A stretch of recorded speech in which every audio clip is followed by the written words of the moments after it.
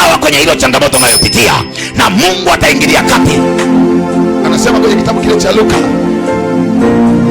yeyote atakayenikiri mbele za watu, nami nitamkiri mbele ya Baba yangu aliye mbinguni na malaika zake.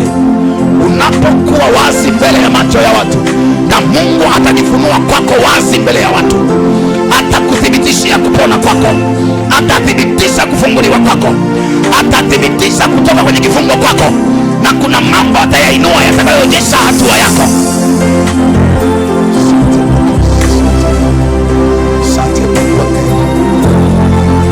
Asante Mungu mtakatifu na kushukuru. Kuna vitu vya kihuduma, kuna vitu mbalimbali ambavyo unatamani kuona unavuka. Kuna mambo fulani unatamani kuona hatua. Kuna jambo mara nyingi limekwama. Kila ulipotumia nguvu kutaka livuke kwenda mahali, unaona imeshindikana, unaona imekwama. Sogea tu tuombe. Kwa nadhiri hii unavuka. Kwa nadhiri hii unavuka.